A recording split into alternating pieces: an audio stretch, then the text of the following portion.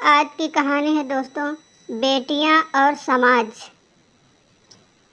आज उस कमरे की खिड़की पर पर्दा पड़ा है, पर घर का मुख्य द्वार खुला है। द्वार के पास कतार से जूते लगे हैं। मैं जूते उतारकर चुपचाप भीतर चली गई हूँ।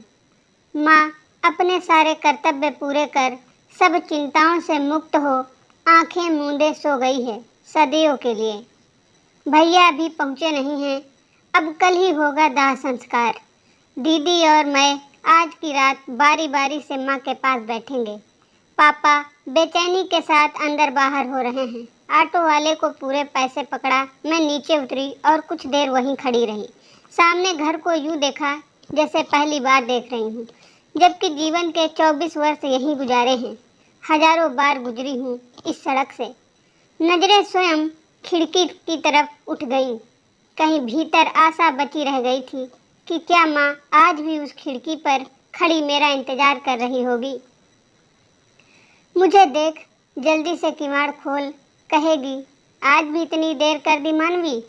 डांट नहीं, गिला नहीं, बस चिंता से भीगा एक वाक्य। हॉस्पिटल की ड्यूटी में देर हो ही जाती है माँ। बीमार को यूँ तो नहीं कह सकते ना कि मेरी ड्यूटी का समय खत्म हुआ। मैं जा रही हूँ जब तक मेरी जगह लेने वाली दूसरी डॉक्टर ना आ जाए और मैं उसे मरीजों के विषय में पूरी रिपोर्ट ना दे दूँ।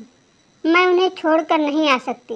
मैं माँ को समझाती, पर माँ शिकायत तो कर ही नहीं रही, चिंता व्यक्त कर रही है। अंधेरा घिरते ही वह खिड़की पर आकर खड़ी हो जाती। पूनम दीदी के विवाह के बाद से तो वो और भी पजेसिव हो गई। जरा सी देर होने पर ही घबरा जाती हैं। बाद में मैंने खिड़की के पास एक कुर्सी रख दी ताकि कम से कम खड़ी तो ना रहें। आज उस कमरे की खिड़की पर पर्दा पड़ा है। अभी तक पूनम दीदी ने ही पापा का हाथ बटाया है माँ की देखभाल के लिए। मैं कुछ भी नहीं कर पाई। शहर में होते हुए भी माँ पापा के काम न आ सकी। घर की जिम्मेदारियों से भी बोझिल होता है उन्हें बोझ की तरह ढोने का बाध्य होना। वरना दीदी की जिम्मेदारियां मुझसे कम हैं क्या? अथवा वो अपने उत्तरदायित्व नहीं निभाती? अपने उत्तरदायित्व तो माँ ने भी पूरे निभाए थे।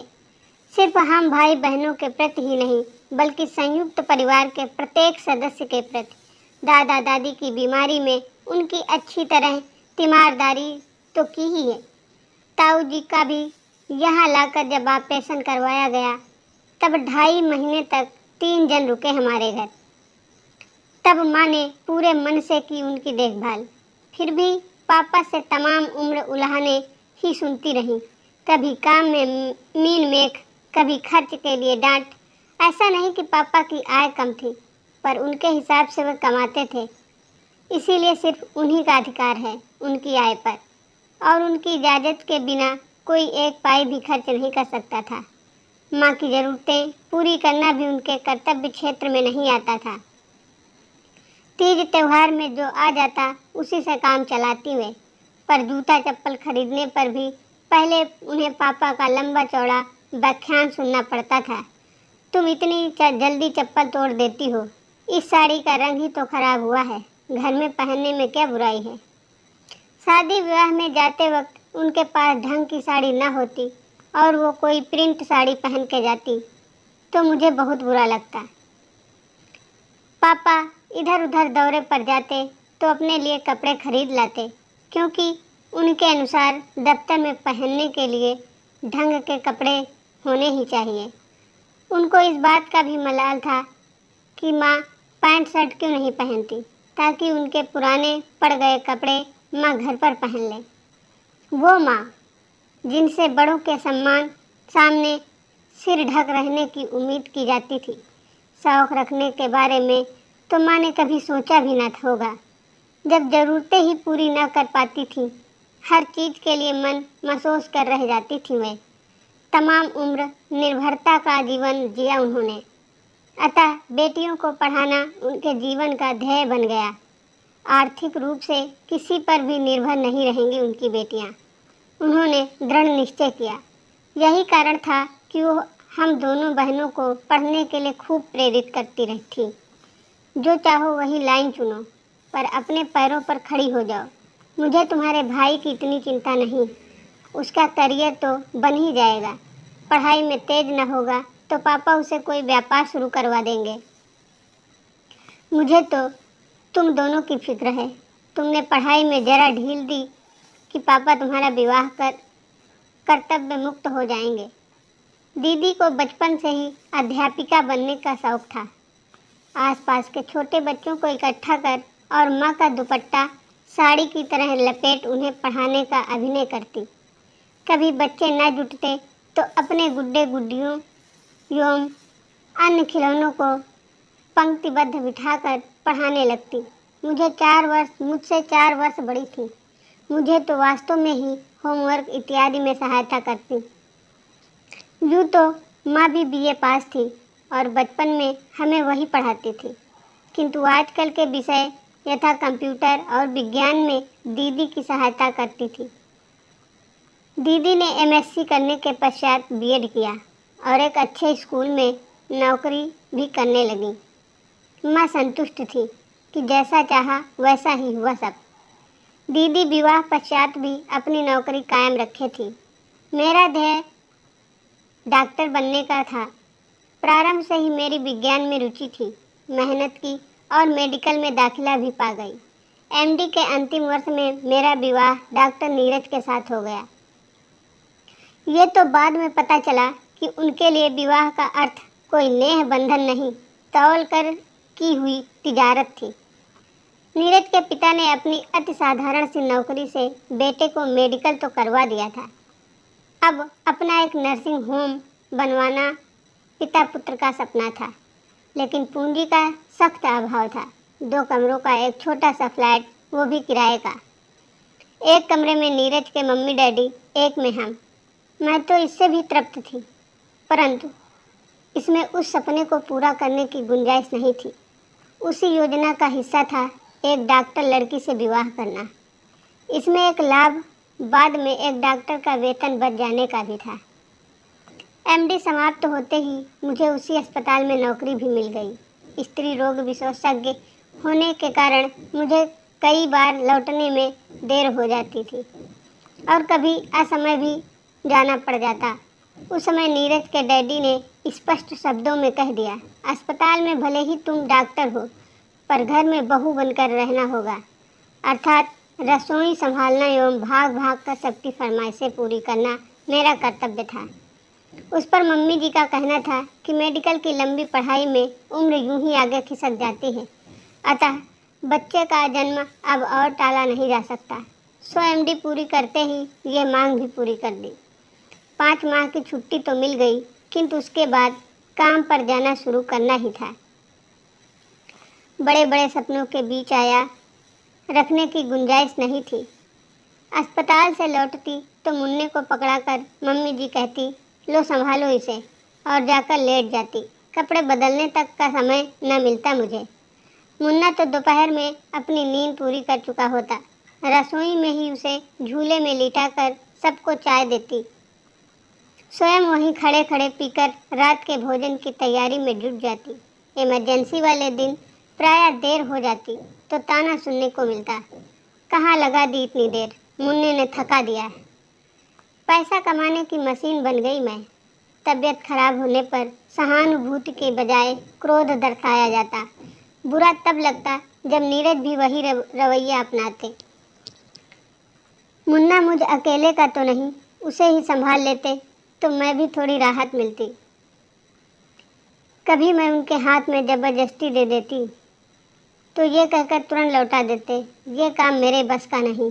मैंने अनेक बार प्यार से समझाने की कोशिश की, परंतु कुछ असर नहीं पड़ा।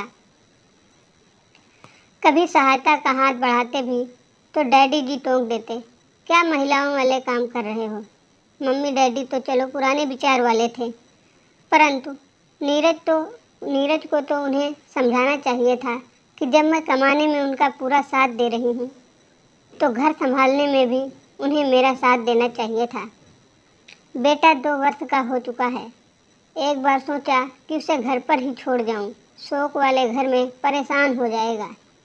पर कोई आशा नहीं थी कि कोई हामी भरेगा। अतः चुपचाप उसे संग ले आई हूँ। देर शाम तक लोगों का आना जाना लगा रहा। अच्छा हुआ पड़ोस वाली आंटी पिछले दरवाजे से चाय लाकर पिला गई। खाना लाने की भी जिद कर रही थी। बड़ों को तो कुछ खाने का मन ही नहीं और दीदी की दोनों बेटियां अपने घर पर हैं। मुन्ने के लिए आंटी खाना ले आई हैं और उसे खिला दिया है। पापा को भी उनके कमरे में लिटा दिया है। जगे हैं या सोए पता नहीं। आज की रात मैं एकदम अकेली बैठना चाह रही थी माँ के पास। आज मुझे उनसे बहुत सी बातें करनी हैं। पिछले 4 वर्षों से मन में दबी सब बातें जो पहले चाह कर भी नहीं कह पाई। बहुत से प्रश्न हैं मन में। अपना हर दर्द बांटना है माँ के साथ आज ही। फिर कभी नहीं आएगा यह अवसर।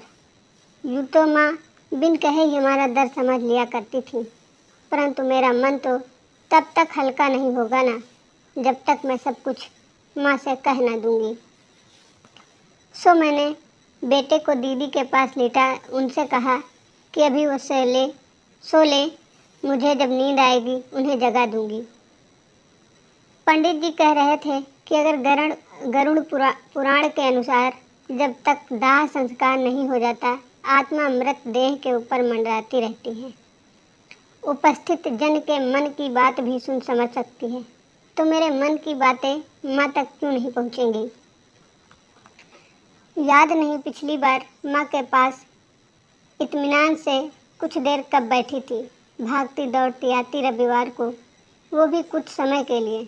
महीने में एक रविवार अस्पताल में इमरजेंसी ड्यूटी लगती, सो उस बार आना न हो पाता। और कभी घर में ही काम का ढेर इकट्ठा हो जाता, तब भी ना आ पाती। अरसा हो गया माँ के पास बैठ उनसे बातें किए हुए। तुम कहती थी माँ कि बेटियाँ आर्थिक रूप से स्वतंत्र हो जाएंगी तो उन्हें परासित का जीवन नहीं जीना पड़ेगा। अपनी हर छोटी बड़ी ज़रूरत के लिए पति के आगे हाथ नहीं पसारने होंगे। आत्मनिर्भर तो हो गई वे, पर अब तो उन्हें 2 मोर्चों पर एक संग जूझना पड़ रहा है माँ। पहले जब वो सिर्फ घर और बच्चे संभालती थी तब की बात और थी, परंतु अब भी भले ही वह पति की तरह पूरा दिन नौकरी करके थक कर घर लौटें, घर और बच्चे संभालना आज भी पत्नी का ही दायित्व है। मुश्किल ये है कि हमने अपनी बेटियों को तो मजबूत बना दिया, पर अपने बेटों की सोच नहीं बदली। बेटियों को बेटों के बराबर पढ़ा रहे हैं, उनके मन में सपनों के बीज बो रहे हैं, उन्हें पूरा करने के अवसर दे रहे हैं, किंतु बेटे आज भी घर के राजकुमार हैं, जिनकी ज़रूरत का ख्याल रखना घर की स्त्रियों का कर्तव्य है। आज भी उन्हें परोसी थाली चाहिए, बच्चे की चिंता से मुक्त जीवन चाहिए उन्हें। लेकिन पत्नी जब दिन भर की थकी घर आती है तो उसकी देखभाल करने के लिए कौन बैठा होता है उसके इंतज़ार में। दोनों मोर्चों पर जूझना पड़ रहा है उसे। आर्थिक स्वतंत्रता तो पाली, परंतु ना ही दिन के घंटों में बढ़ोतरी हुई, ना ही विधाता ने उसके 4 हाथ कर दिए। देखा जाए तो पुरुष भी उसी घर का हिस्सा है, उसी घर में रहता है, खाता पीता है, तो उस घर के कामों में पत्नी का साथ देना उसका काम क्यों नहीं। ये पत्नी पर एहसान क्यों। जब धन अर्जन में पत्नी बराबर का सहयोग दे रही है तो घर संभालने में वो क्यों साथ नहीं दे सकता। दरअसल हमारे पुरुष प्रधान समाज ने घर के कामों को कमतर दर्जा दिया, क्योंकि वो सीधे आय से नहीं जुड़ता था और इसीलिए उसे करना वो अपनी हेठी समझने लगा। काम की अधिकता, नौकरी का तनाव, ये कैसा जीवन हो गया है माँ, जहाँ अपनी ही सुध लेने की फुर्सत नहीं। माँ से बात करते हुए मुझे अनेक बार बीच में झपकी आई। दिन भर के काम की थकावट थी, पर मैं अर्ध निंद्रा में भी माँ से सवाल जवाब करती रही। सुबह 4 बजे जब दीदी की नींद खुली और वो उठकर आई तो मैं वहीं ज़मीन पर लेटी थी, माँ की तरफ मुँह किए। दिए की लौ मध्यम पड़ चुकी थी, सो पहले तो दीदी ने उसमें घी डाला, तब तक मैं भी अच्छे से जाग गई। अब मेरा चित्त पूरी तरह शांत था। माँ से अपनी बात कह मन हल्का हो चुका था। माँ ने जाने कैसे, शायद स्वप्रभावस्था में ही मुझसे बहुत कुछ समझा दिया था। हम सबसे मिलकर ही तो बना है ये समाज, तो इसमें सुधार लाना भी हमारा ही कर्तव्य है, हम सबका। विशेषकर हम माँओं के हाथ में है इसे बदलना, हमारे तुम्हारे हाथ में। अपने बेटे को तुम ही समझाओगी। ये नई सामाजिक व्यवस्था, घर के कामों का महत्व, पुरुषों के योगदान की ज़रूरत, सब कुछ। समाज को बदलने में समय लगता है मेरी बिटिया, पर वह बदलता ज़रूर है, विश्वास रखो।